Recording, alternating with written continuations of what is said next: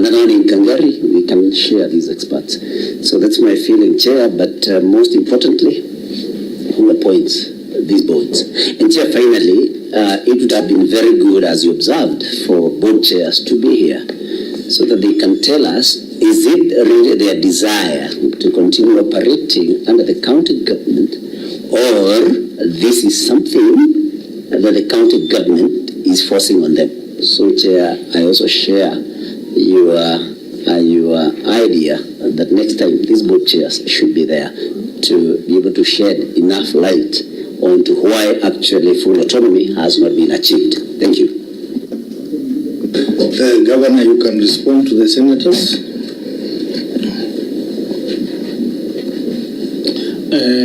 Chair, if you allow me, maybe I know some might doubt the independence of the voice of my managers, but be assured they're independent, and I will also, I'm sure you'll protect them if they say anything that might not be so good to the executive. So I can give them 1 minute each to say something, starting with Keno. That's the manager, not the board chair.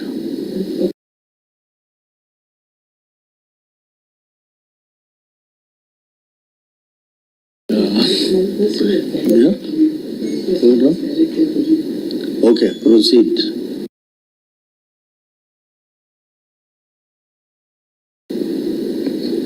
Thank you, Chair. I would wish to retaliate what the governor has said. The county executive has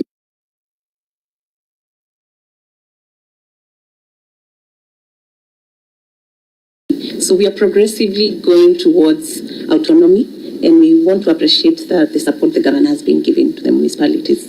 Thank you. Okay, Kangari.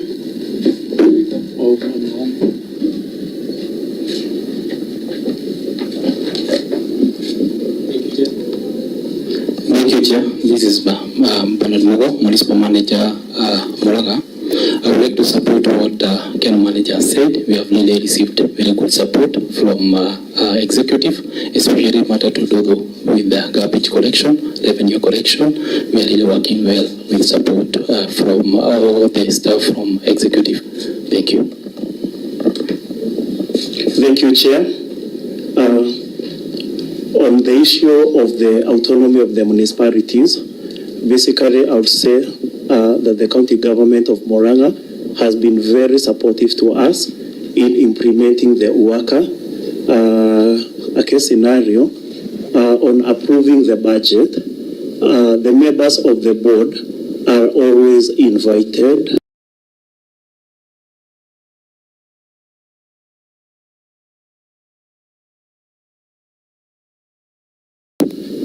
We have even attached some minutes, I believe so. So, and I'm looking for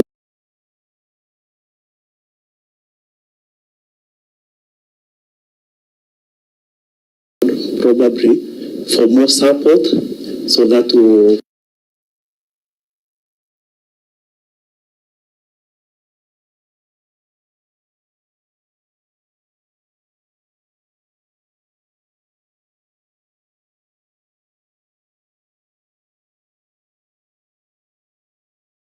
Anyway, Governor, proceed. Yes, okay, the truth is, from where I see it, if you want municipalities to be independent, Senate should consider amending the law.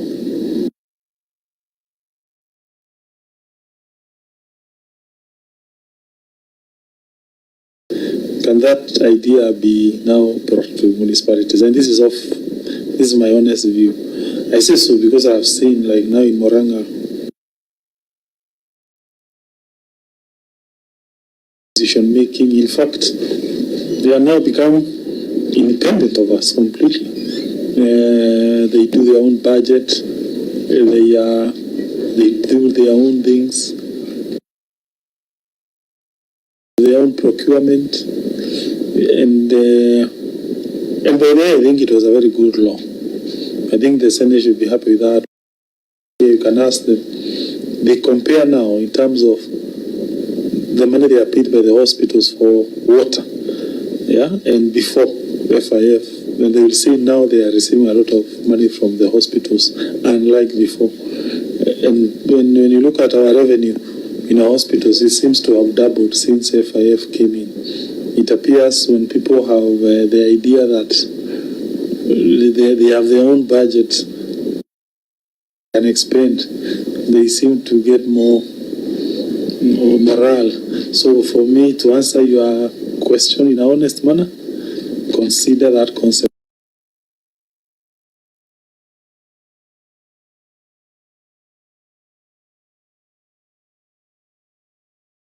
So that you don't deny rural people money. See? Yeah? Like now, even those hospitals, I've been telling them, this money now you are generating, why can't you also buy medicine for the rural facilities? So if you allow municipalities to be 100 independent, then we will not have money to help the rural people. So that will be the only area you can consider amending for me now, looking forward. As to the specific issues, I think with that I have answered Senator Mbugua, Senator Machakos on the issue of the challenge.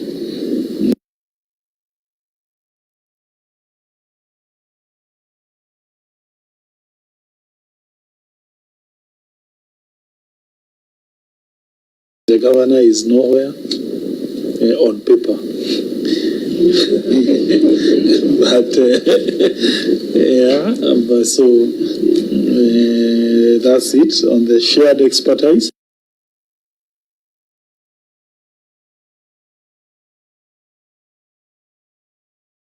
Municipality, it needs to have its own experts, an engineer and a planner.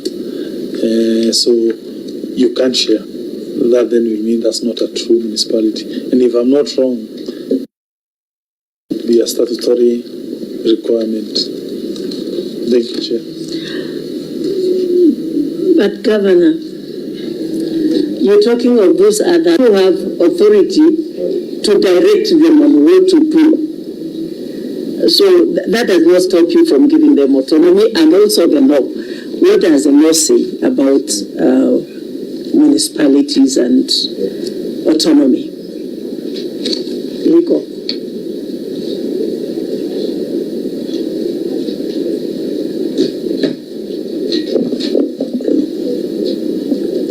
Thank you, Senator. Section 11, all the way 12, 13, 14 to 20 talks about governance and management of urban areas and cities. Section 11 talks about the principles of governance and management. And if I talk about the management of cities and municipalities, it says, the law says that it should have a board that is constituted in accordance with Section 13. Section 13 gives the membership, and the managers don't sit on the board. And the Chair, do I read the entire section or I just give up?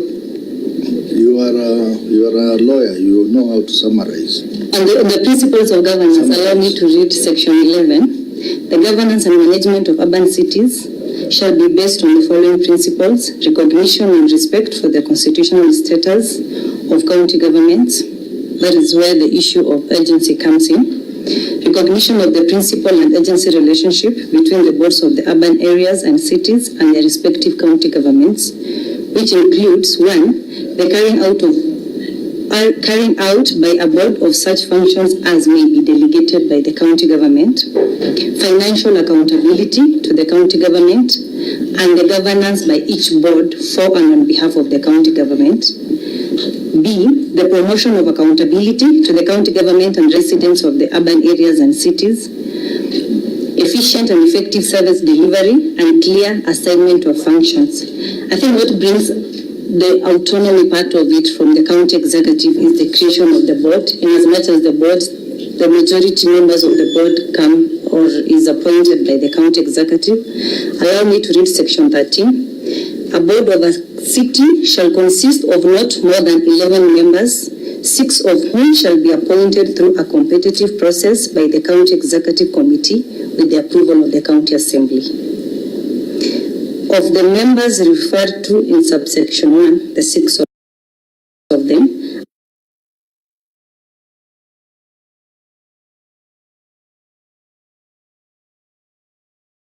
nominated by 1, and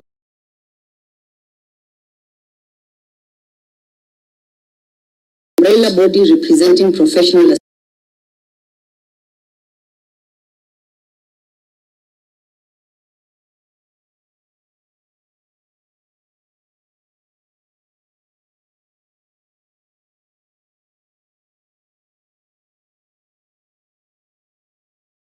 association in the area. 2, an association representing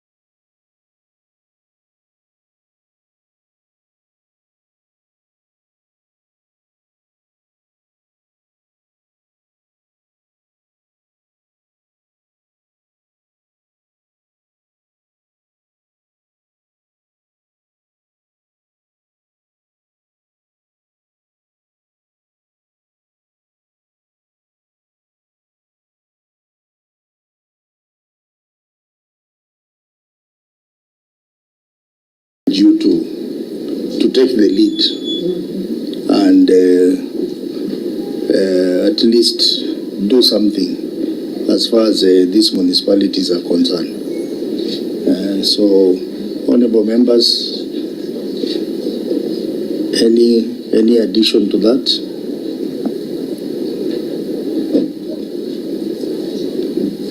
Because, you know, we will not be able to move. Every year we'll be talking about the same thing, and the auditor will keep on raising the issue of autonomy, and nothing much happens in the municipalities. It is purely controlled by the executive. So I think we want to encourage you to make some strides in implementing this law, so that there was a good reason why someone, in fact, this act was actually pushed by World Bank, the same World Bank that is giving support to municipalities. So I think there was something good out of it, which counties can benefit. Mark, you have anything to say? Chairman, was just a comment, just as you have said, that so long as there is failure to implement or comply with the Urban Areas and Cities Act, this will continue being an audit query going forward. So, Chair, I think that's important for the committee to note. Senator Mbugua, I think we will close with you. Maybe mine is just to urge the governor, because as the chair you say is very progressive. If as governors you are not comfortable with this rule, this committee and the Senate is open. You can come with proposals on where you think we can amend so that we can align. Instead of every time you have an audit, it is be a query. Maybe you can sit down and come to us, and we are ready to listen on what you need. We think we need to maybe amend.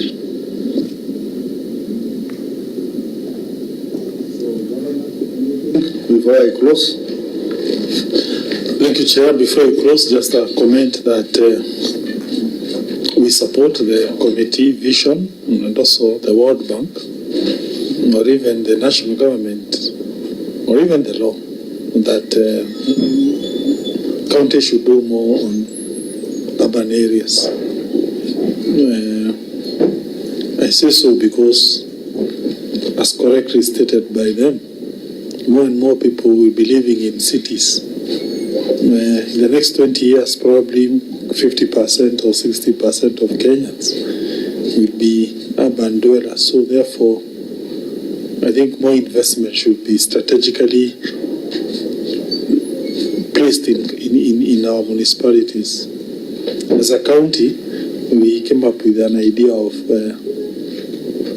putting tarmac, despite how expensive it is at cabros in our urban areas. Like now, Keno, every financial year the county puts quite a lot of money towards upgrading to bitumen standards Keno town roads. Same way with Kang'ata, same way with Murang'a municipality. And this financial year, several projects are set to be done for that.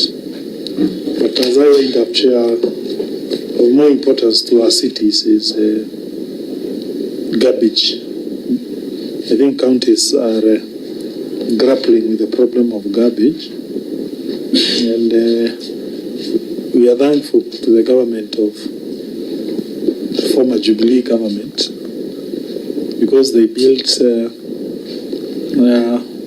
the first landfill in East African region was done in Murang'a, and it has never been operationalized, but it was handed over to us some few months ago.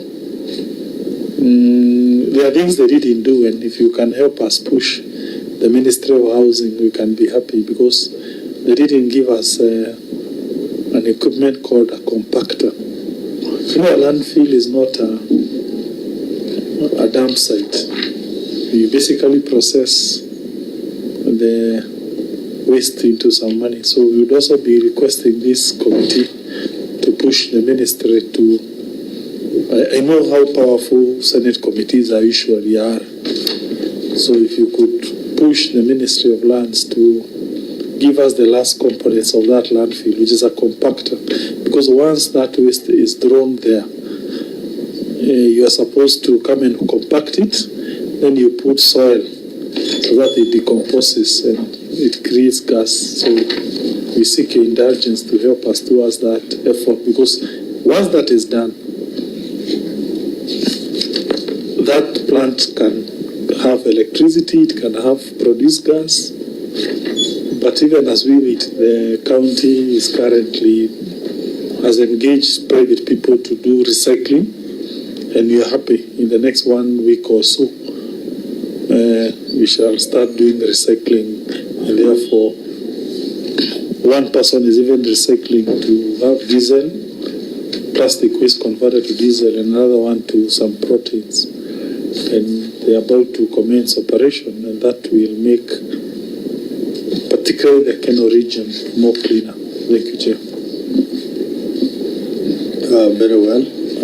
Honorable members, I think that brings us to the conclusion of the reports on municipalities. So members of the municipalities, you can exit and possibly go home. Let us have water companies coming in.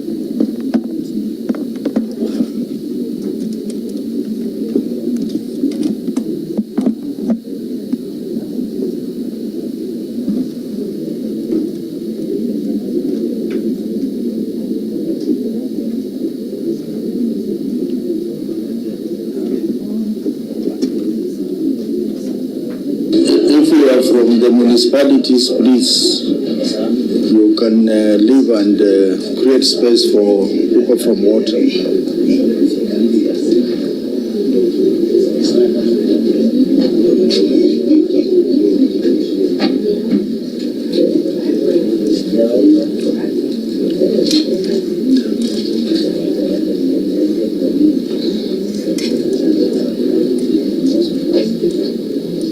So I think we can start. Governor, maybe you can help us in introducing your team from the water companies.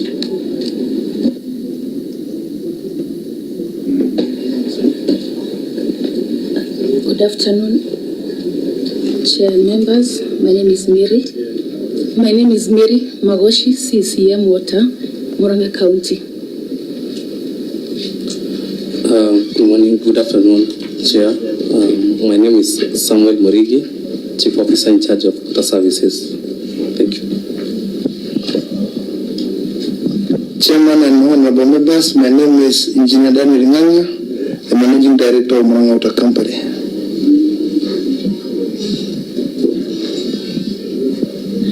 Good afternoon, Chair. My name is Diana Mudhoni, nominated to represent gender, the Chairperson Energy Environment, Forestry, and the member of Water Committee, Murang'a County Assembly. Thank you. Good afternoon. My name is Margaret Gishia, our Chair, Water Committee, Murang'a County.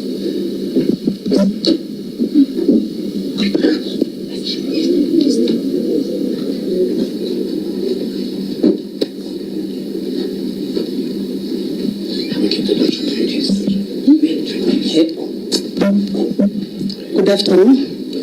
I'm Reverend Honorable Esther, Vice Chair, Water Committee, Murang'a County, nominated representing persons with disability. Thank you. Chairman, honorable members, my name is John Kairo, Managing Director, Katanga Water and Sanitation Company. Good afternoon. My name is Engineer Kamau, representing Murang'a West Water and Sanitation Company, MD. Good evening, everybody. This is Vanusa Yusuf, my County Chief Officer for Trade, Industry, Tourism and Cooperative Development. Charles Jenga, Legal Advisor to the Governor. CPA Joseph Mona, in charge of Finance, Murang'a Water. Good afternoon. Margaret Mukiri, Human Resource Manager, Murang'a South Water. Good afternoon. Tabitha Digital, Finance Manager, Murang'a South Water. Good afternoon, John Macharia, the MD, Murang'a South Water and Sanitation Company. Good afternoon.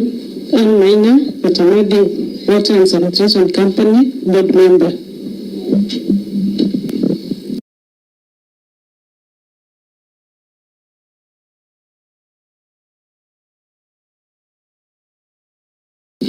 Good afternoon. My name is Charles Nariuki.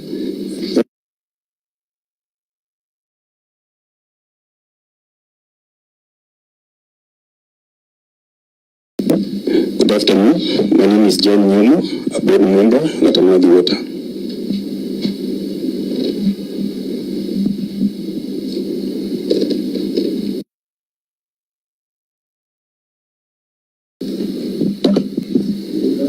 Are you done? Okay, so honorable members, you realize that we have, I think, 5 water entities which we need to examine the audit reports. And we have been in meetings, I think so far 4 meetings. This is the 5th meeting. So we need to manage our time, and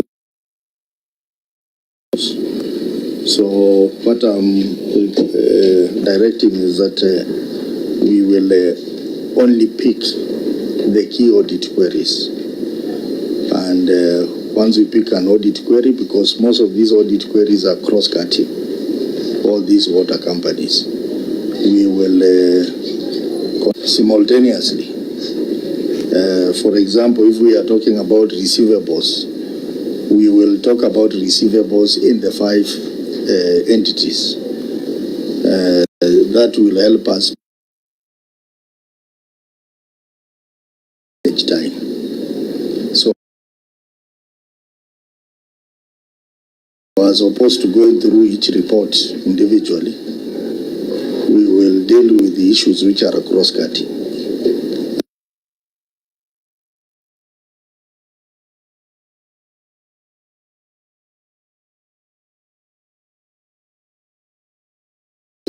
Long outstanding receivables.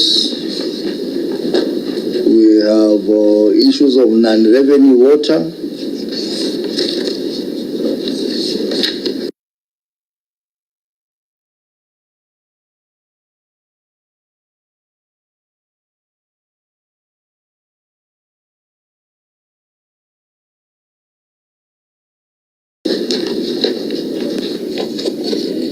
I hope the auditor, you are writing down those issues.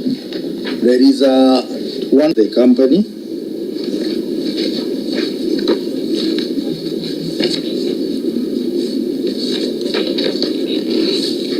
Did I talk about payables?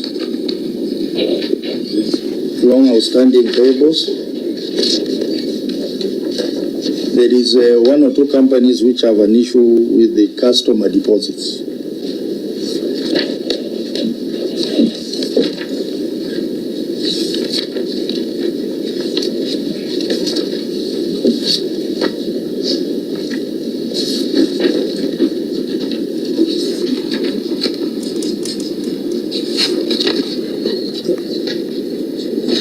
Actually, those are the main issues.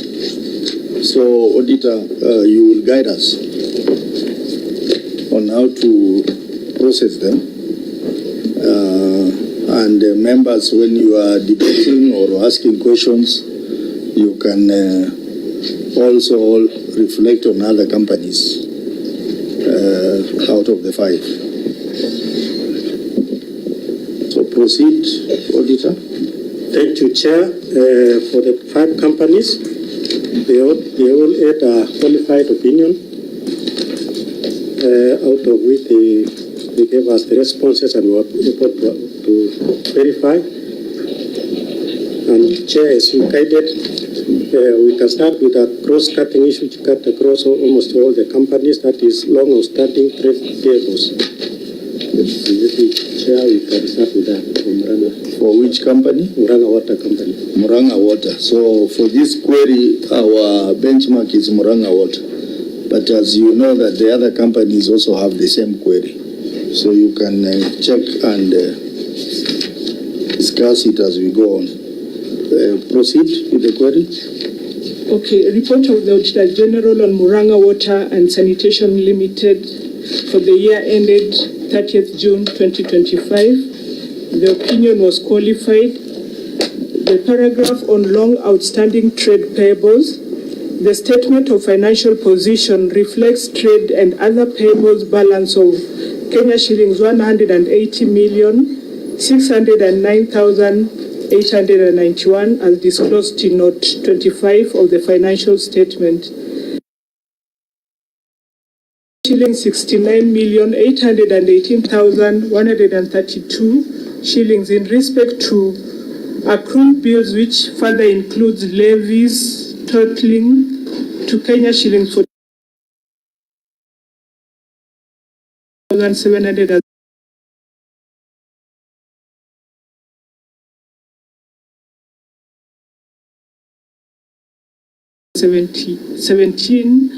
Owed to Tana Water Services Board for over 5 years, dating back to February 2017. The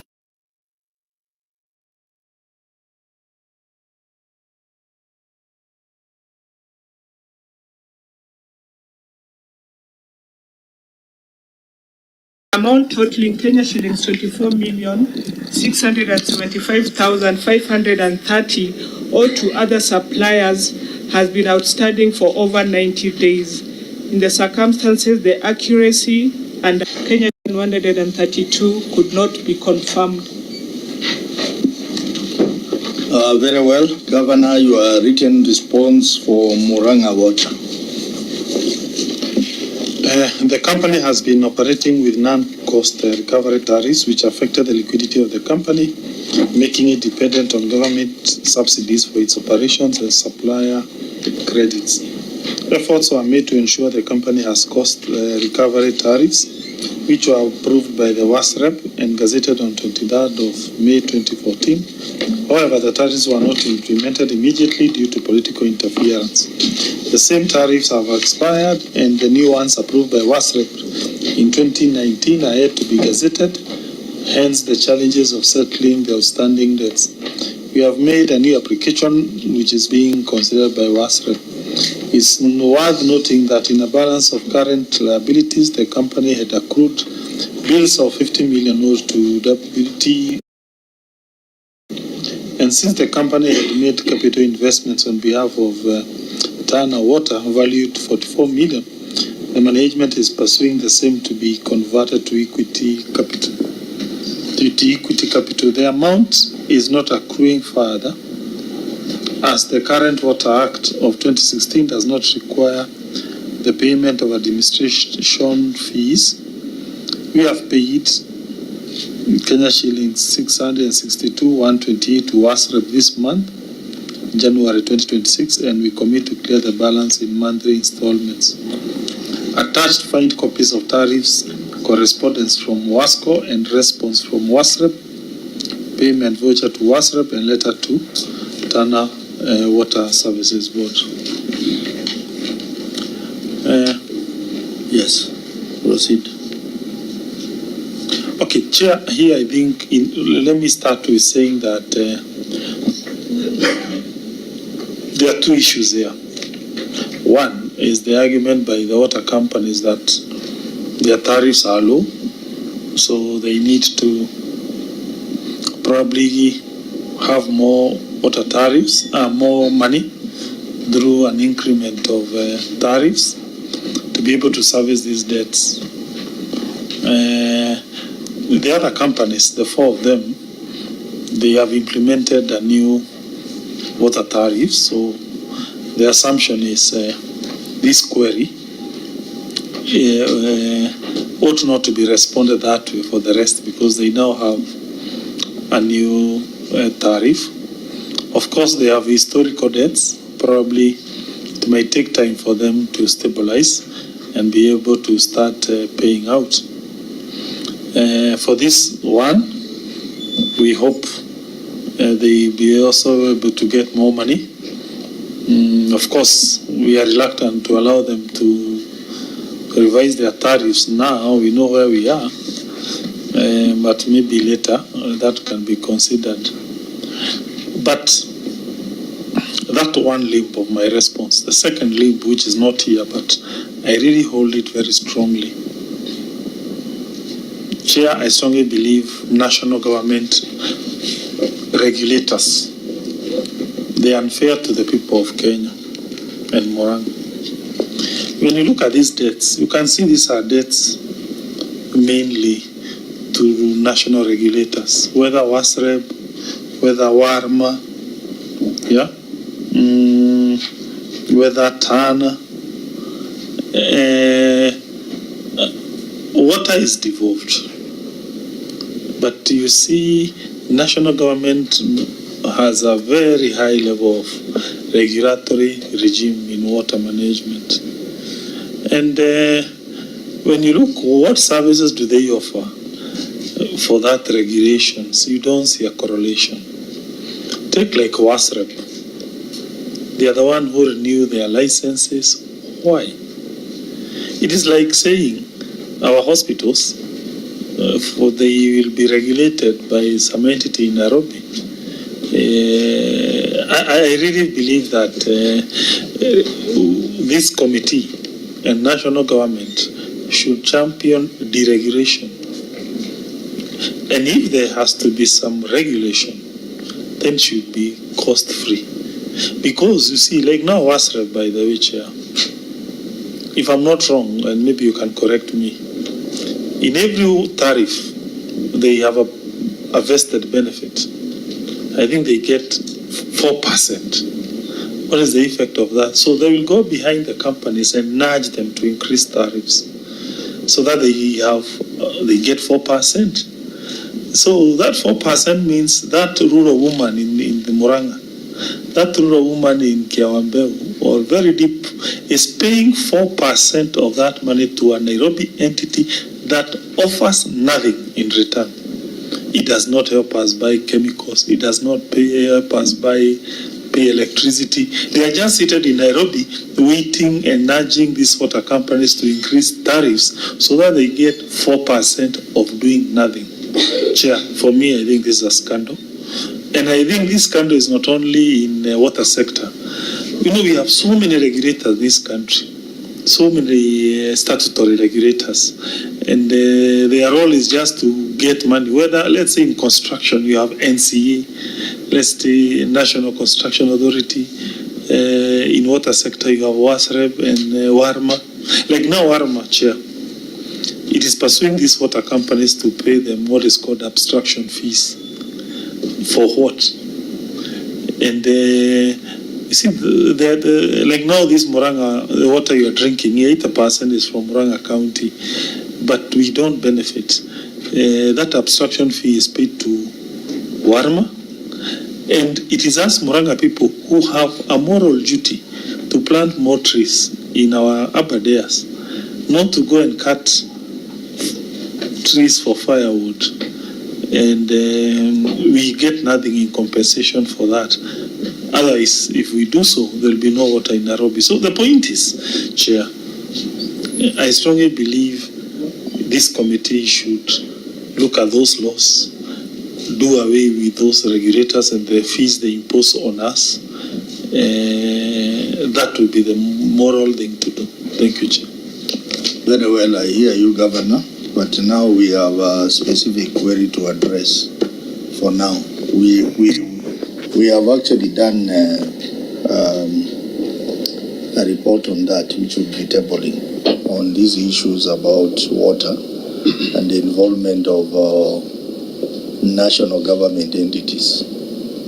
Know what you need to do, and not just WASNEP. We have even these regional water bodies. So this committee has done something on that.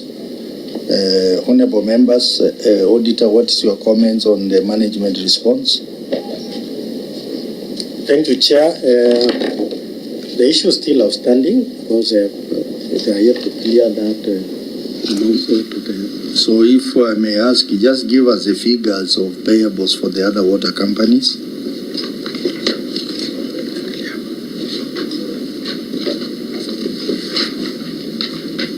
Outstanding payables. Okay, for Gatamathi, we have 74,426,556.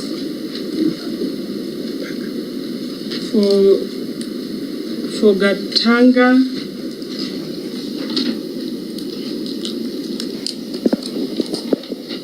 Gatanga, we have 37,269,705.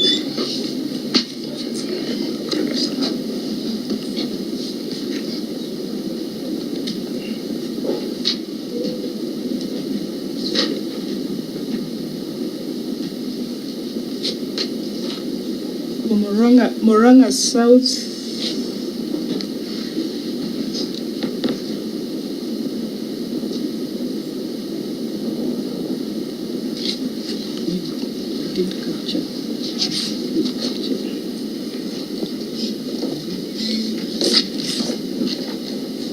Are those payables or receivables?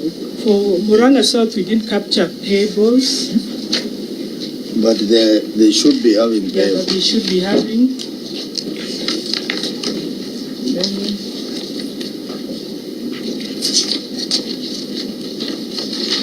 I think it's there. It's there. It's Murang'a South. For Murang'a Water, we have 180,609,891.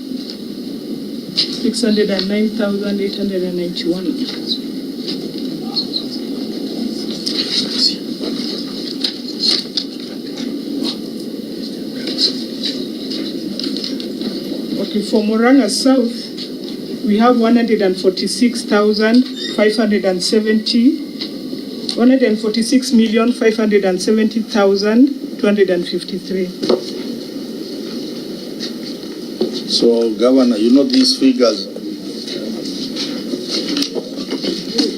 in your reports,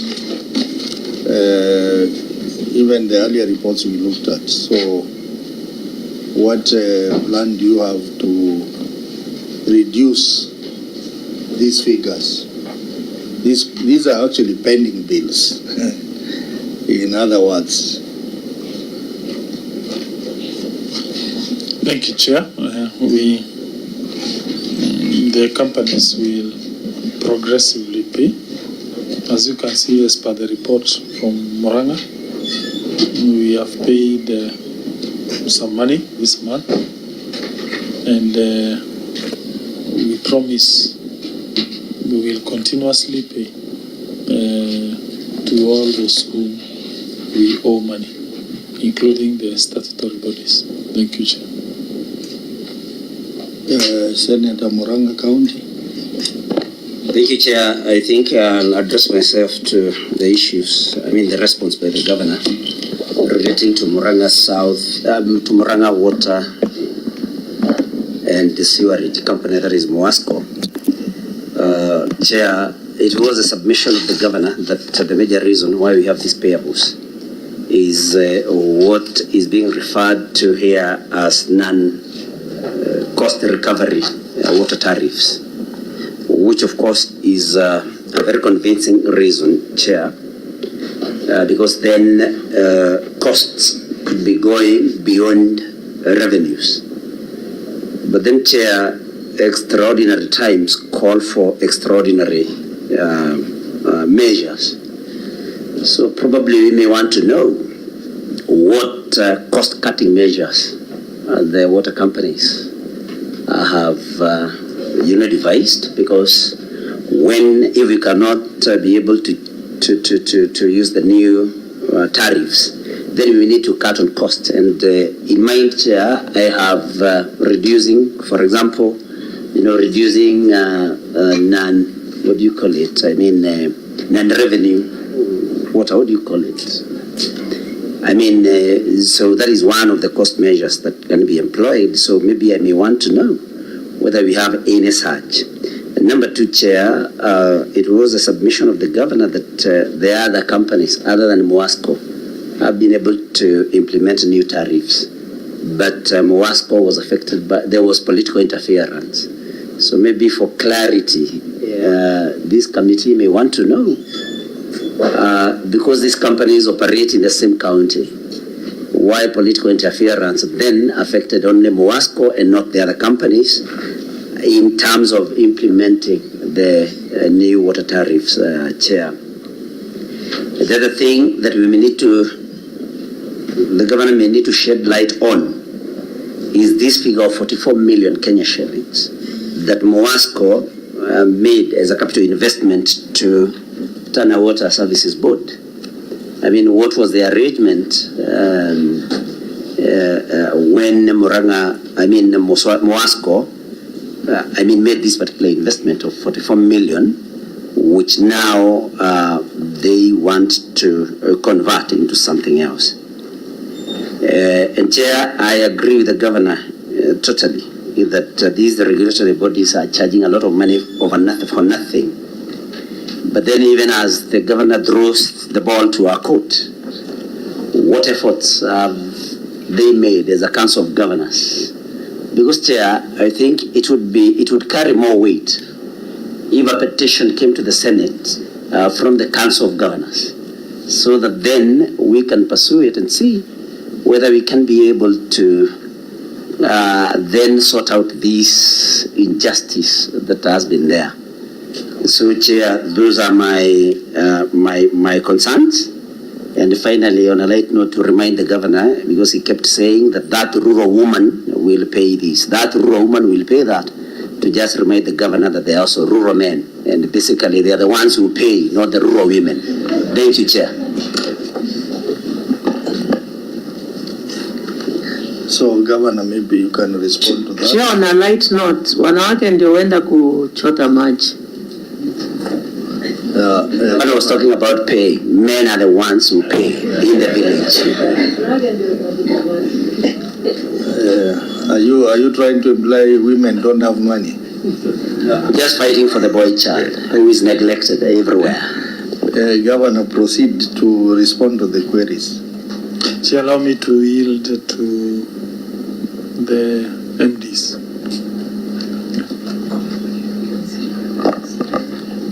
Chair and honorable members, I must say that we have done every effort to improve on efficiency so that we remain afloat. Apart from reduction of non-revenue water, we have made efforts to work closely with the communities to ensure that we reduce vandalism and also work closely with our staff on nightfall measurements to ensure that we are able to get the right pressure at the right time so that very little water is wasted and we are able to remain afloat and operate the company. I must also say that around 2017-2018, I think we did investments before enactment of Water Act 2016, basically around Maragua area, Maragua town and Murang'a town. At that time, the responsibility was to develop assets was the responsibility of the de facto water service boards.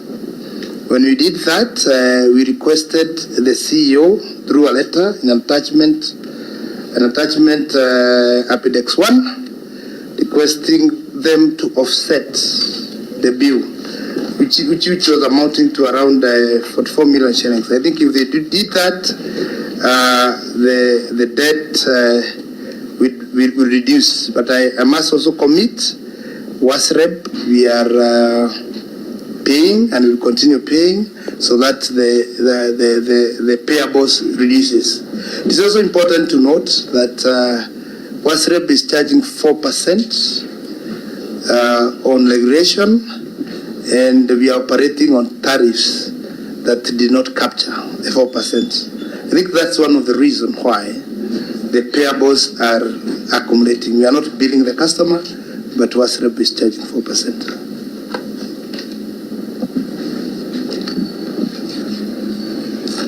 Chair, another MD. Sorry for cutting short the Governor, Chair. The investment of 44 million with Tana Water and Services Board. And then on that, you had indicated that you wanted to convert it into equity capital. How would you do that for a public body like Murang'a Water? Yes, Chair, I think we did that investment on behalf of Tana Water Board. And therefore we were requesting, because even to date, they hold the assets on behalf of the government, because the issue of transfer plan has not been concluded. Because Tana Water is a public body, Murang'a Water is a public body, and we did investment on their behalf, we were requesting them to convert it to equity, because basically we did on behalf of them. There is the arrangement that I'm interested in. Moasco did it on behalf of TWSB. What was the arrangement? You know, if you do something on my behalf, we have to have an arrangement. Why are you doing it on my behalf?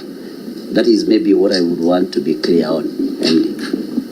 Chair, I think at that time we had requested for investment from Tana Water Services Board, but when we were doing the investments, we notified them that we are doing these investments because of the demand of the residents of Murang'a.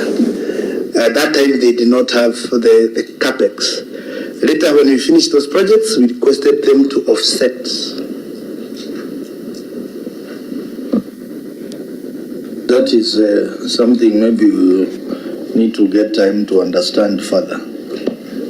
because you know the issues of shareholding are defined in the Water Act very clearly. It's my understanding that Murang'a Water wanted to make some investment to meet a growing demand. But if I got it right, it is actually TWSB that was supposed to do this on behalf of Murang'a. But then I think Moasco had more than sufficient resources and invested on did an investment that was supposed to be done by Tana Water and Services Board. Exactly. Thank you. Can I have a submission by Murang'a South? And then we move to the next query on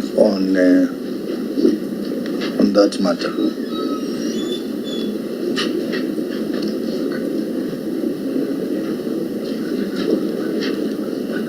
Murang'a South? Yes, Chair. You need to stand up so that members can see your face. Okay, Chair and honorable members, on the issue of long outstanding payables, we have done some commitment or a memorandum of understanding with the different agencies like the CPF, TANA, WASLEP, and we are paying them on monthly basis. It might be not much, but the commitment that we have done, we are able to pay as we have agreed. And what timelines will you clear?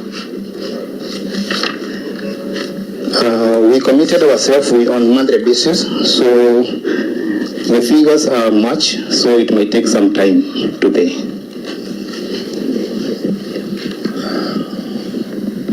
So the point I want to say is that these queries have been recurring. The query on outstanding payables. I think, and we have interacted, I think this must be the fourth time we have interacted, and the queries are not disappearing from your records. So I think, Governor, you need to task your people to give more emphasis on this query so that the debts are reduced. You come and you say you have reduced at least 50%. That's better than not doing much. So I think we need to see more effort around there, reducing the payables to acceptable level. So if there is no any query, honorable members, I can request the auditor to proceed to the next query. Okay, thank you, Chair. The other cross-cutting issue is long outstanding receivables. We have two companies, that is Katamati and Katanga Water. So you can use Katamati. Katamati, thank you. So you can proceed to read the query.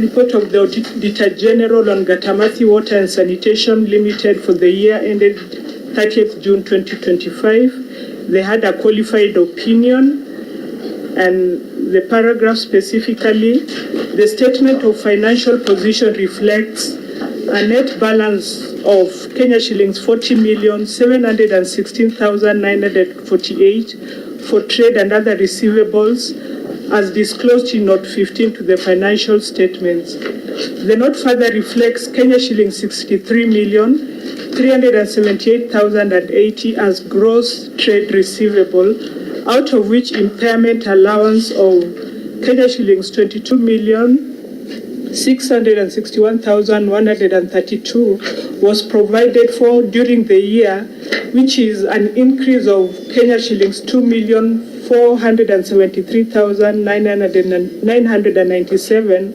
from the prior year audited financial statement amount of Kenya shillings 20,187,135. However, the increase was not supported by specific list of customers declared doubtful during the year. In addition, gross balance of trade and other receivables includes an amount of Kenya shillings 36,452,270 in respect of dormant accounts composed of Kenya shillings 22,000,000 662,132 and Kenya shillings 13,791,137 for individual and institutions accounts respectively, out of which outstanding debts amounting to Kenya shillings 17,059,125 had been dormant for more than 5 years, representing 47% of the total dormant accounts. In addition, the company does not have a policy in place to guide on the criteria for the provision of bad and doubtful debts. In the circumstances, the completeness and recoverability of trade and other receivables could not be confirmed. Governor, the management response. The company has a policy of disconnecting customers who have accumulated balances for over 3 months. Over time, the list of disconnected customers has been rising as majority of those disconnected are not paying their debts, leading to an accumulation of 36,452,270 for the dormant connections. To manage these debts, a debt management and revenue collection section has been constituted, which has been engaging customers for an agreed payment modalities as they are reconnected back. This has assisted the company to revive 549 connections for the period between 1st July 2025 to 31st December 2025, who have paid a total of 1,132,322. We have further reviewed the individual debtors' balances and have determined that, based on available evidence, a high percentage of debts remain fully recoverable, and the company has a target of reducing dormant accounts balances by 10% in the current financial year, Annexure 1. Further, the management has recommended for board approval a debt swapping of customer deposits and water debts with an intention of reducing dormant accounts receivables for those customers proving difficult to reconnect. Provision for bad and doubtful debts. We have assessed and made a provision for impairments of 22,661,132, basing on all customers on cutoff at the close of the financial year, an increase of 2,473,997 shillings from the prior year has been attached.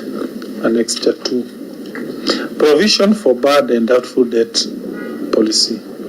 Regarding lack of policy to guide on provision for bad and doubtful debt, the company has a debt management policy in place, which also anchors in it the policy on provision for bad and doubtful debts.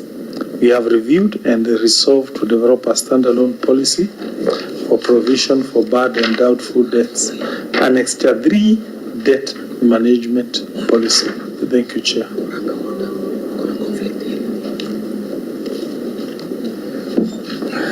Very well. Auditor, your comments on the response, even as you also talk about the other companies. Thank you, Chair, for the issue of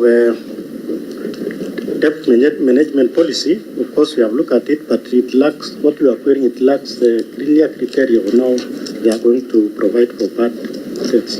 As you can be able to see, Chair, some of the outstanding has been there for more than 5 years, 17,9,125. So the policy has been developed, but it's not clear on which criteria they use to be able to write off. Honorable members, you know what we just need to know, Governor, on this particular query, is what efforts are being made to recover this money from these people. Are there any demands letters that have been written? Is there any court action? And of course, who are these people? Where is the list? Like Gatamathi, I don't see anything.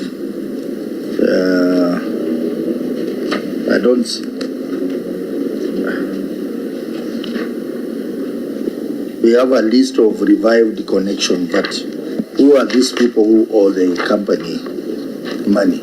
I think that information is missing. And then in that list, who are the institutional customers and who are individual customers? Thank you, Chair. Yes. 3 points. Point 1, yes, it is true. We might have missed some documents that would show you who are these people. Maybe if you give us some few days, we can provide it. Number 2, what are we doing?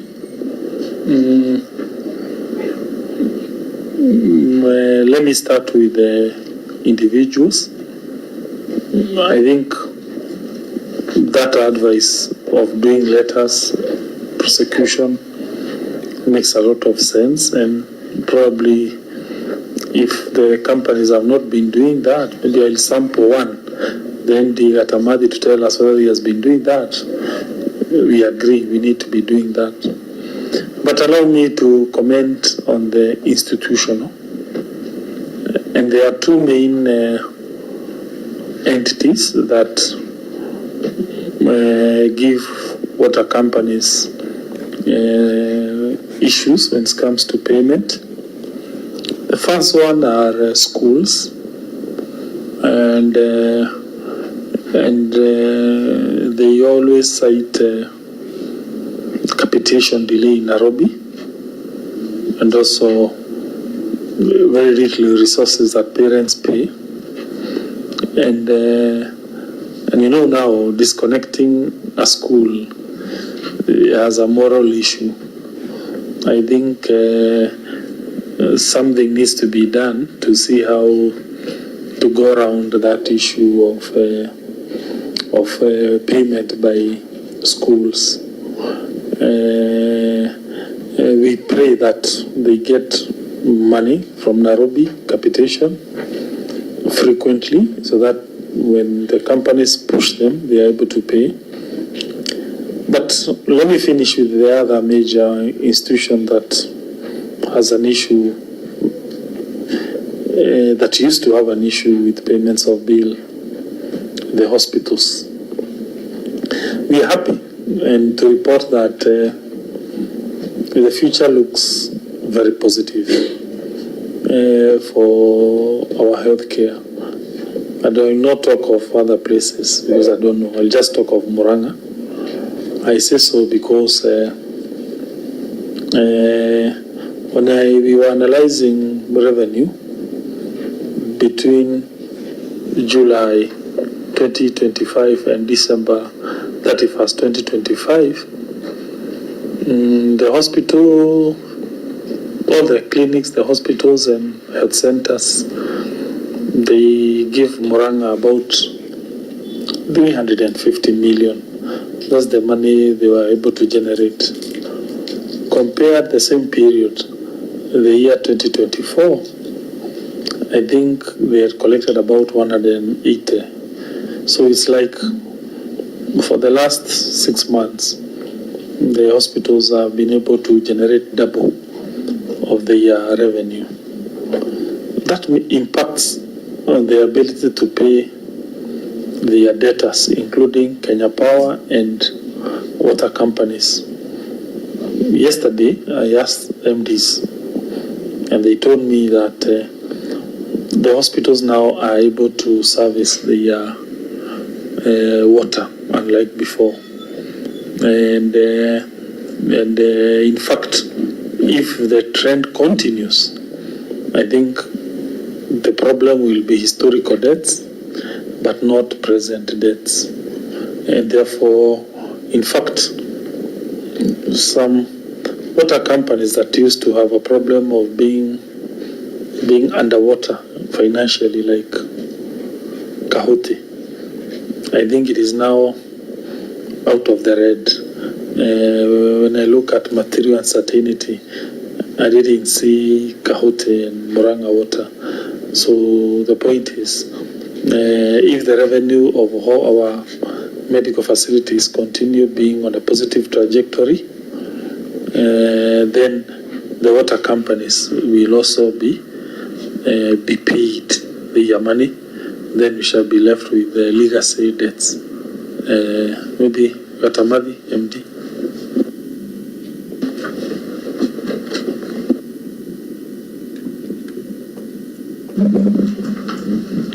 Thank you, Chair. For Wadamadi, those debtors, we started by analyzing the historical data, and we found that some accounts are as old as they were installed in 1970, and they have been dormant ever since. So what we did, we are doing an audit to verify all those accounts that either the owners died a long time ago, but the sons and daughters have no connection, so nobody can pay that account. So what we are doing, we have not completed. We are collecting that data, maybe for guidance from the county, and how those accounts can be waived. So in the next two months we shall be through to clear everything. And also, since we got the new tariff from 1st July, we have started declaring those statutory deductions, staff deductions, to the tune of 4.2 million. And as we are laying down strategies, we are going to increase more as time goes on. Thank you. Chair. Yeah, proceed. Chair, I listened to the governor carefully about the success of the FIF system in hospitals. I would personally say maybe we become cautiously pleased or excited because it could be that the law we passed is working. It could be that the health management systems you have put in place are working. But it could also, on the other hand, be that the clientele in hospitals is increasing. And that could be, it could show that our people are sick and there's something we are not doing well in terms of preventive measures. The less people visit hospitals, the better for us as a country. I would expect institutions like schools to be performing better in terms of payments of their water bills, because parents, I believe, even if they are waiting for capitation, parents really try to, meet their obligations, education for their children. And so, in fact, it will be hospitals that, you will be grappling to deal with in terms of the water bills, and not academic institutions. These are vibrant, healthy people, and parents should be able to meet their obligations.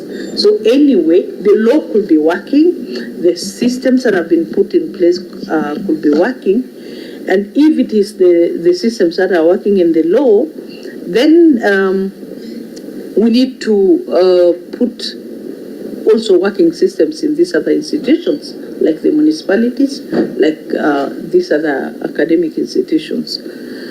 Yeah, Chair, I just wanted us to be careful. Now, while at the issue of FIF, Governor, I am looking at the report by Murang'a South Water, and in their submission, Maragua District Hospital owes the company 11 million.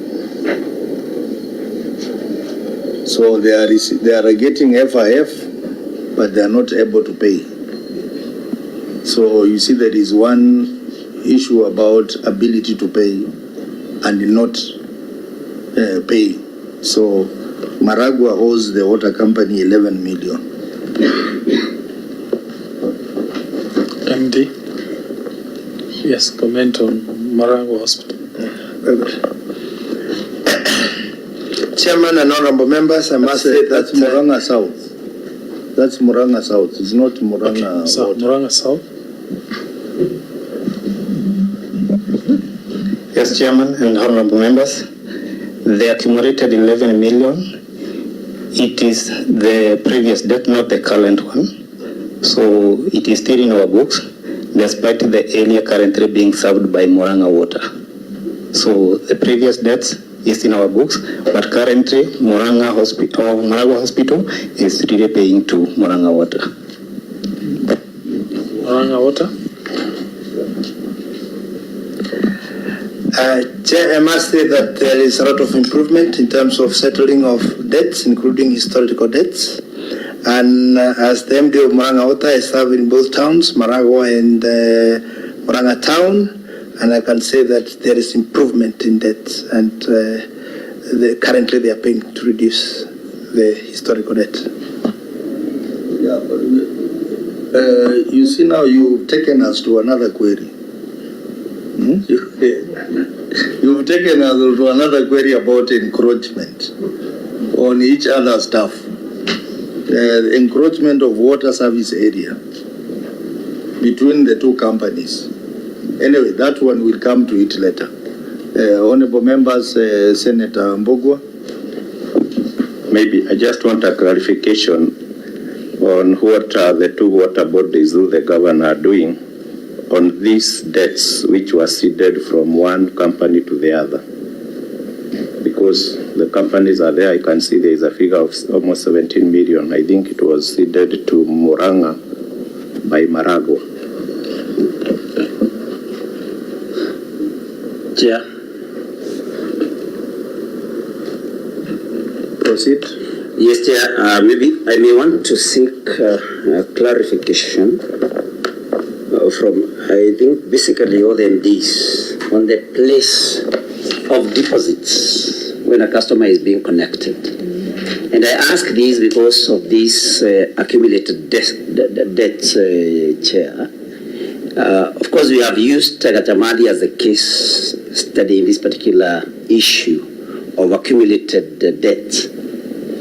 And it was the submission by the governor that there is a policy of disconnecting customers after failing to pay for 3 consecutive months, I believe.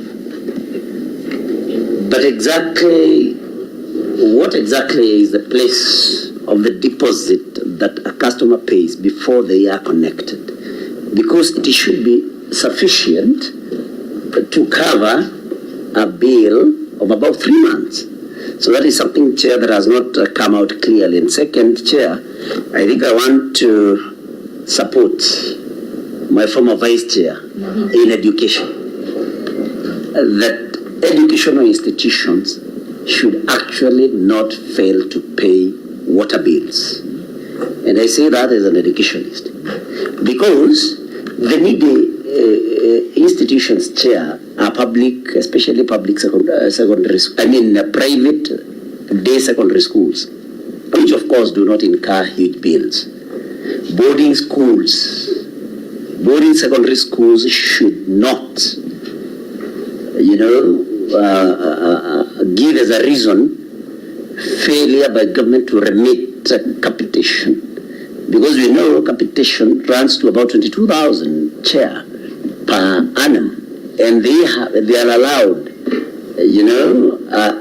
about another 30-something thousand. So I think, and I want to advise this as an educationist, if a boarding public school has not paid its water bill, disconnect. The students will put pressure on the administration, and they will pay that debt immediately. So please, next time, don't tell us about boarding schools. We can discuss day schools, but boarding schools that have not cleared, have unpaid bills, of course they are refusing to pay. Thank you, Chair. Okay, Governor, you can respond to the two senators. And then I think we make progress. Senator Bobo, on that issue, I think I will engage the two MDs to find an amicable way to settle that issue of the intercompany settlement agreement. On the comment by our Senator Nyuto, I think we have heard, and that's noted. Thank you. You know, Governor, just like the payable query, the receivable query, it is recurring. It is recurring, and I think you need to also put an eye on it so that the level of receivables goes down. Because if you provide water and you are not able to get your money, then you'll get into problems of going concern. You can see some of the companies have an issue of going concern because they are not able to maintain profitability, and also their working capital is heading into the negative. So I think that will be very important. Moving forward, we will be expecting that you will look at that and reduce the receivables further. The next query, Auditor. Thank you, Chair. The next query is on revenue water, and it touches on two.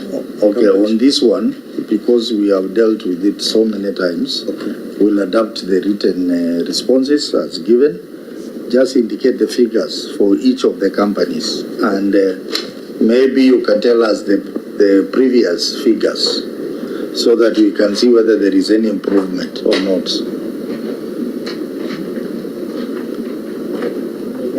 Allocated chairs. So the next issue was touching on customer deposit, and Katanga Water. Katanga Water.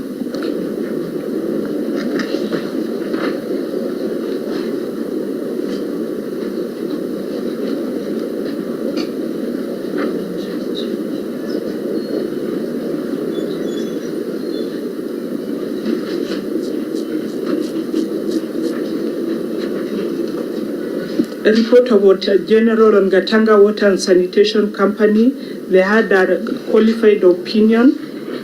So the paragraph is on unsupported refundable deposits and prepayments. The statement of financial position reflects Kenya shillings 16,463,771 in respect to refundable deposits and prepayments as disclosed in Note 35 to the financial statements. The balance includes Kenya shillings 15,656,021 in respect to customer deposit. However, the deposit account statement reflects Kenya shillings 649,446, resulting to unsupported and unaccounted refundable deposit balance of Kenya shillings 15 million and 6,575. In the circumstance, the validity, accuracy, and completeness of refundable deposit and prepayment balance of Kenya shillings 16,463,771 could not be confirmed. Governor, your response? The company is committed to replenishing the customer deposits. The repayment is progressively being made in financial year 2025-2026, and the bank account is building up the amount annexure 7.0. Auditor, which other companies have this query? Chair, also Katamati has the same issue, query on unsupported customers deposits. So two companies? Sure, Chair. So, Governor, what are you doing about it? Chair, we have told the MDs to ensure they get that money back into their account. They have promised they will do so within a year. Thank you, Chair. And also, never to touch that account again for other things. Thank you, Chair.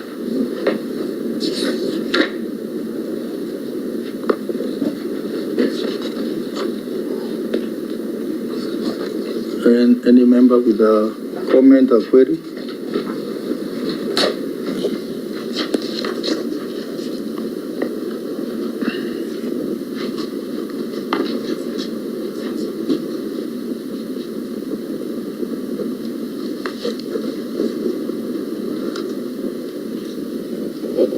So Gatamaki, you want to repay 150,000 a month, and you have 4.2 million. So that will not be repaid within a year. It will be more than 1 year, Governor.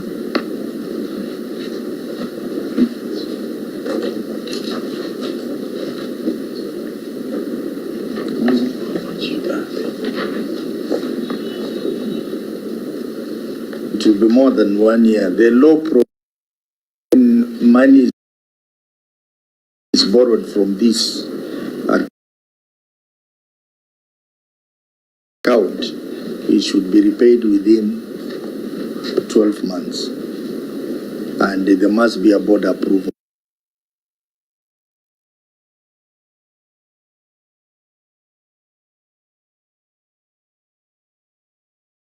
Money in the next 12 months.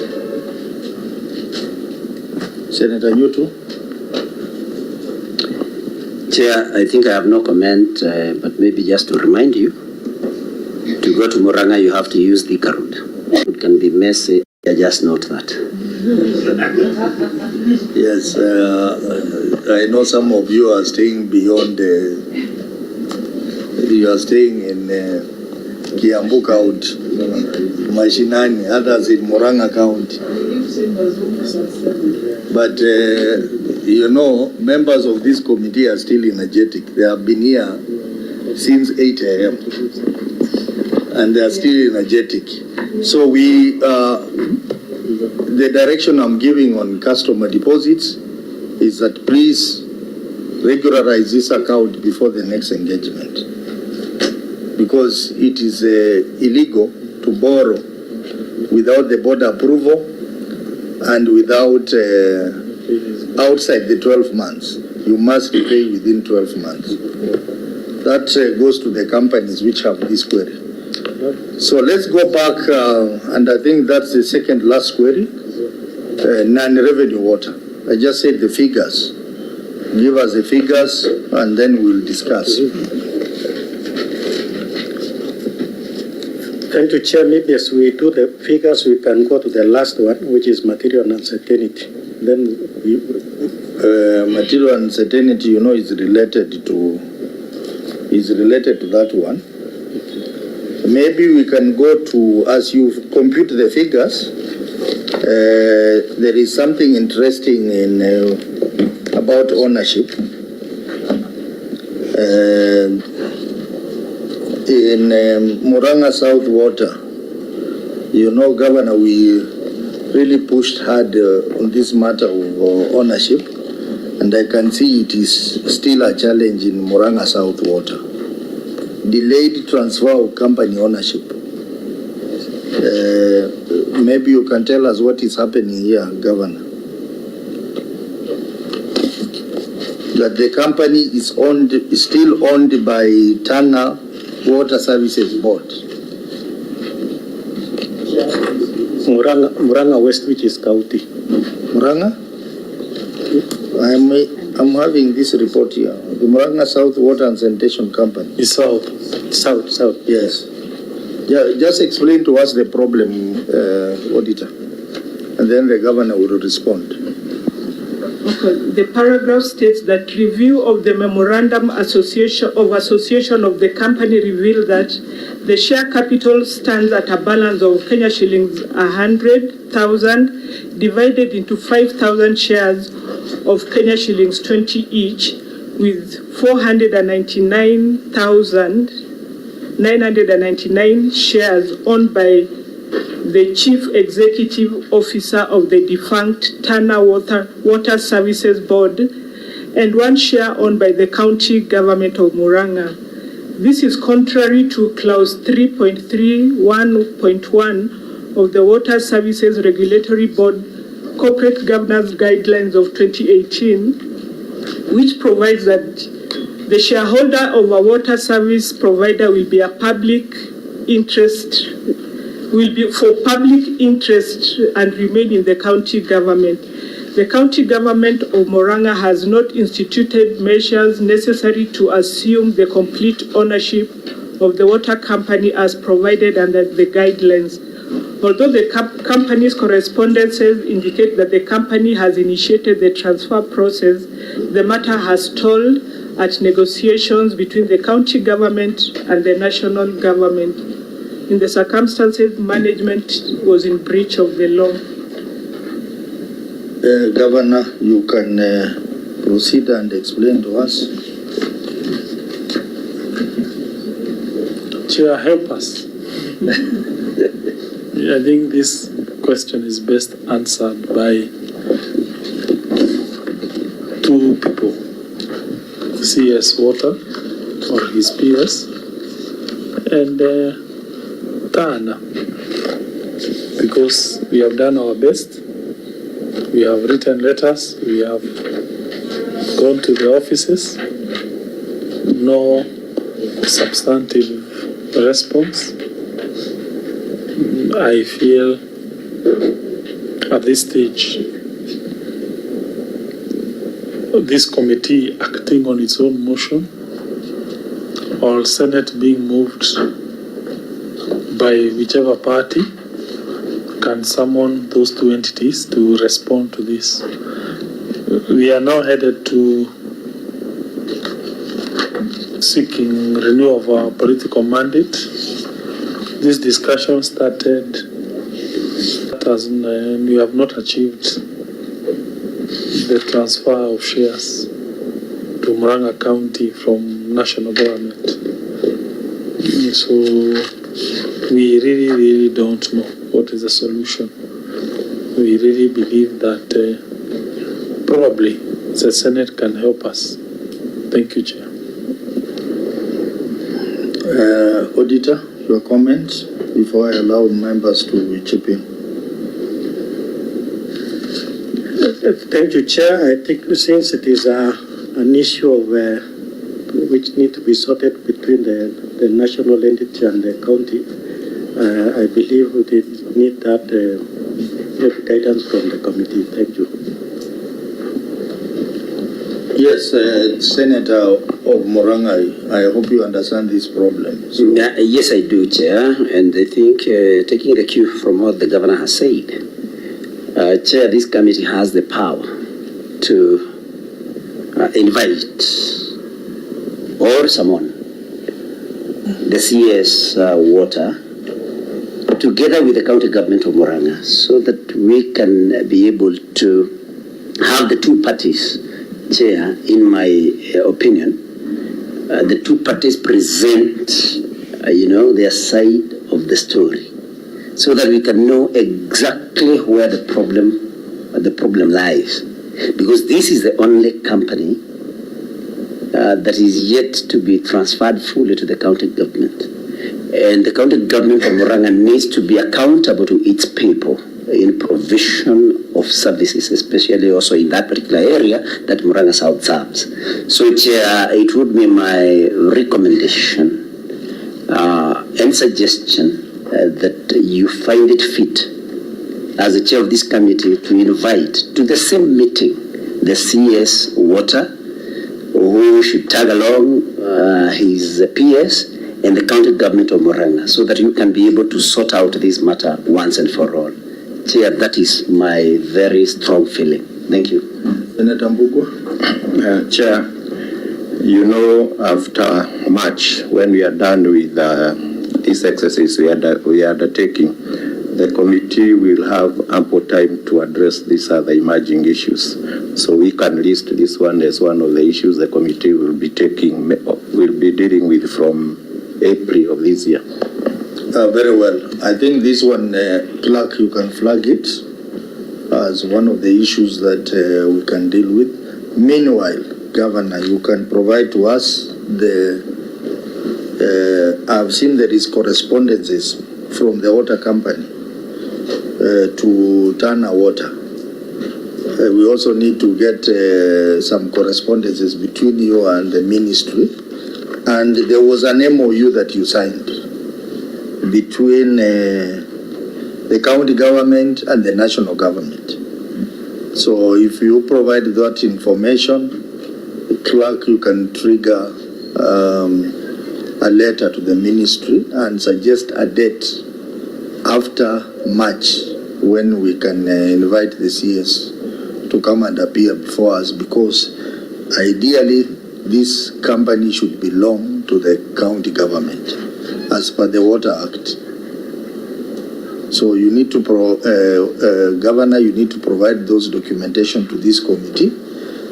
Maybe you can indicate to us how much time do you need to provide all that documentation?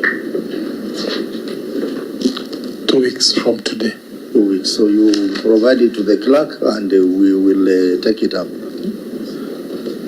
So I think the last query we will handle is the non-revenue water. I can see members, they are very tired. And as we discuss, we can relate that with the issue of going concern. So just give us the figures of non-revenue water, as I have indicated. Thank you, Chair. For non-revenue water, it's not applicable to Murang'a water.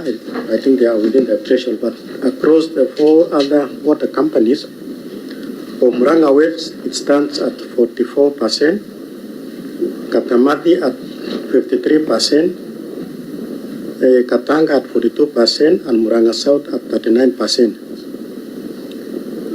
So I was taking the trend even the last year for, like now, Katanga was still at that position, 42%. So I was almost completing the rest, but they are above the threshold of 25%. Thank you. So, Governor, maybe you tell us what steps you are taking to address this. And revenue seems to be stuck above 25%. Thank you, Chair. Murang'a County has bought meters and given them to each water companies.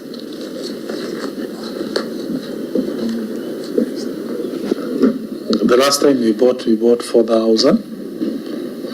A key reason for non-revenue water is lack of metering. We believe those meters will go a long way to reduce that problem. Secondly, we have also invited, one company has invited, that's Gatamavi Water Police, to enforce. There were some arrests. They were publicized. The idea was also to send a warning to people who are stealing water that there are repercussions. That was a positive effect. The third attempt to remedy that issue is increasing water coverage. When people want something and that something is not readily available, they steal it. So Murang'a, as per various records, the water connection level is 70%. Out of 300,000 households on average that are in Murang'a, that's about 210 households that have piped water. which is among the best in the country. These 90,000 households that don't have this pipe to water, we are happy. For the last 2-3 years, we have increased water connection by about 20,000 new households collectively. So meaning 90,000, because that was the data of about 2023. Now we believe it has gone down to 70,000 households, which for me is a good rate of water connection. If we were to invest more, these 70,000 people who don't have pipe to water, they will not, some of them, I'm not saying everyone, but they will lack the incentive to do illegal connections to push water to their homesteads. And we are doing our best. We believe if within 3 years we have brought in 20,000 new customers, if we go with the same rate, probably in the next 5-7 years, we will be, almost every household will have a water connection, and therefore we suspect that will pull down non-revenue water. However, the problem persists, particularly because there is a perception in Murang'a, and I suspect almost everywhere in Kenya, that water is expensive. And therefore, some people may say, I won't pay because this thing is expensive. I better look for a way around it. I get the money at no cost using illegal means. Also, I'm aware some people have an incentive to use the water for irrigation. And once they do so, definitely they know they can't pay domestic water tariffs when the water is being used for irrigation. So that also means, apart from domestic water, the county government has to look for money and do what we call irrigation systems to avoid people using this water to irrigate. So the point is, it's a journey. And I'm not saying we are there yet. It will take time, but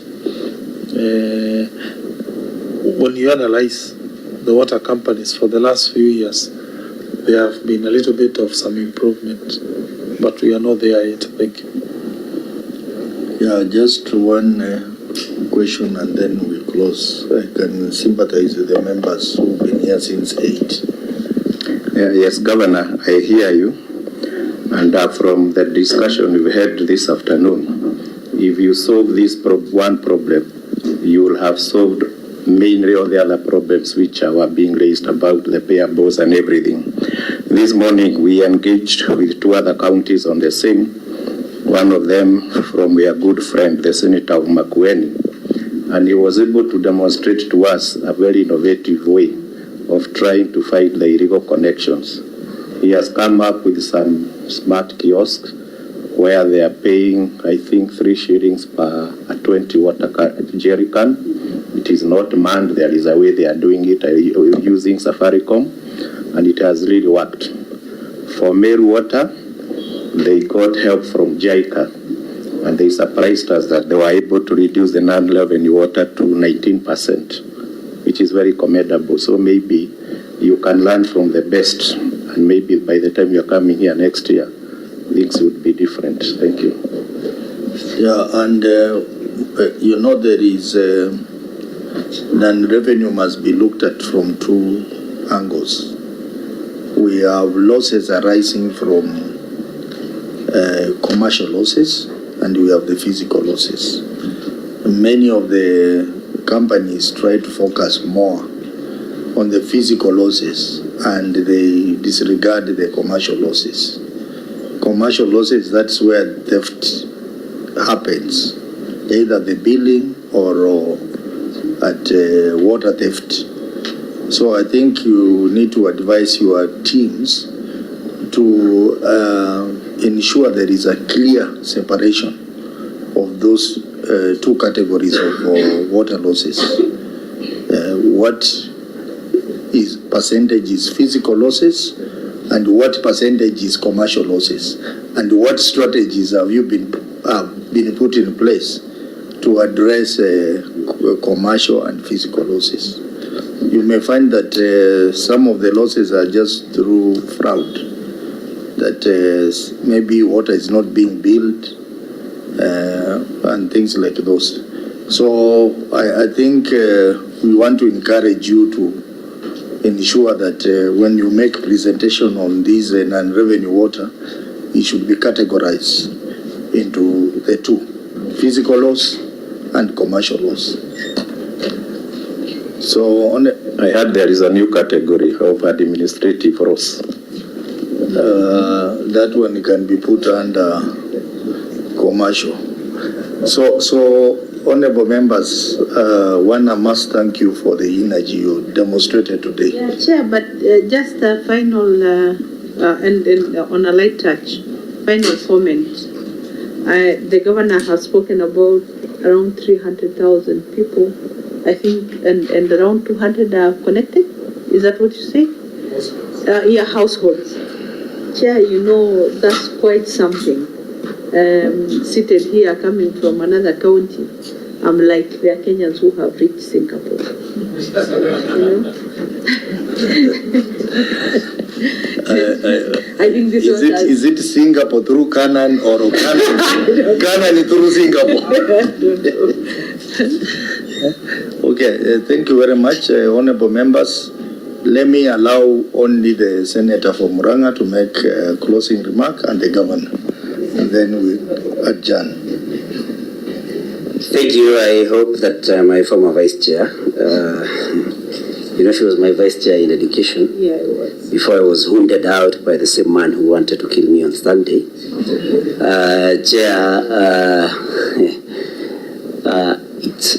I hope she's not using that Singapore thing in a malicious way, Chair. No.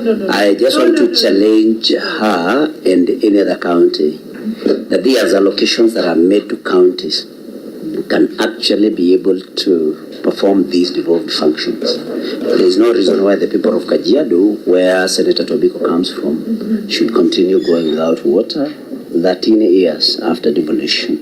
But Chair, to come to the matter of today, I think I want to thank my governor and his team, because one thing that the governor is known for is that he honors all the summons, all the invitations by committees of this House. Chair, you know there are governors who do not want to come before these committees to answer questions related to public resources that have been put under them. And for that, I want to thank my governor and his team. And of course, there is always room for improvement. As we have been told by Senator Mbugua, I think it's good to maybe benchmark with the counties that have been able to arrest this very big problem of non-revenue water and see what can be done. Of course, Murang'a is the best, but there could be other aspects that we can borrow from other counties to be able to arrest the problems that we have. In the meantime, Chair, thank you also for your patience. Thank you for the job that you do, so that all public resources are accounted for. For to our water companies, they must continue serving our people. And my final challenge to the governor, just pursue the issue of tariffs from the council, at the level of the Council of Governors, and what we may need to do, we'll be more than willing to do. But I think, as I had said earlier, it will carry more weight if, as such a matter, a petition or whatever it is going to be is brought to the Senate from the Council of Governors. Chair, thank you very much. I say God bless each one of us until our next meeting. I don't know when it is going to be. Thank you. Governor, your comments. Thank you, Chair, the committee, and my senator, and everyone for inviting us here. We believe in coming and answering questions. On the issue of non-revenue water, thank you. We have noted. CEC and CU will definitely go see the good work that is happening in Makueni and also in Meru, but also Nyeri. I think Nyeri is always ranked the best. I think it's called Nyawasco. Yeah. Companies are improving. Even in Nanyuki has now improved. Yeah. Below 25%. Yeah, so Nyawasco has a very good reputation. I think they are always below 20. Yes, what you have said, like Kipia, we were there, by the way. I met Governor Irungu somewhere, and he told me how he was able to solve the problem of lack of water of Nanyuki town. And we sent MD Moranga South and Chief Officer Sam here to go and see a very innovative idea on how to solve water issues in Nanyuki. And we were very surprised. You know, I think the lesson I learned is that national government has an issue in terms of at times the kind of money they do to do a program can be so humongous that if a county government decides to do the same work, it will achieve the same intended purpose at a much cheaper amount. Why do I say so? I was told that project in Nanyuki was originally meant to use almost over $500 million. But that company in Laikipia did it 60 million Kenya shilling. And we are thinking maybe in the long term, we need to go to Abadeas and also do the same work and put more water in our pipelines. Finally, maybe in conclusion to what Senator Tobiko has just mentioned, I will first congratulate leaders who are in Murang'a a long time ago, who started this work of putting water in Murang'a. I'll mention two. Kiano. Dr. Kiano was MP Kiharu, where I come from, though I never found him, but he was legendary in terms of getting piped water in Kiharu constituency. The other one was called Mushegi, Honorable Mushegi of Kandara and Gatanga. The two are known to have put water pipelines way back in 1970s. Unfortunately, when Kenneth Matiba came to vie as an MP for Kiharu, and Kiano people are saying, you see, I've put water. Matiba people said, water is not milk. and Kiano lost. So at times in this game. But it's the right thing to do, the moral thing. Yeah, despite losing, everyone knows Kiano did a good thing in terms of water connection. And I recall when I was an MP and we were doing water projects using CDF then, because we used to allow places like Kambiroa and Apambiri. We would always remember Kiano, how he was told that water is not milk. I'll finalize by saying that members of the county assembly who are not here, they have also done a good job. We have an informal, let me call it an informal ward fund. Yeah, it's not in the law, but it's just an understanding where members of county assembly, they bring project to us of water, and then we buy for them pipes. I say so because many have done a fantastic job to reticulate water. Of course, I know places like Loa, Gaturi, the problem persists. I know several parts of Kakuzi, Mitumbiri, the problem persists, but places like Idanga, when you look the kind of work being done there using pipelines and community projects, we see some positive trajectory. So thank you, Chair, and we will continue. We know we have a lot of problems, a lot of gaps, many of them, so we know we are very far away from achieving what we want. Thank you. Thank you, Governor, for coming, and honorable members for staying this late from 8 in the morning and doing a record 5 meetings in a day.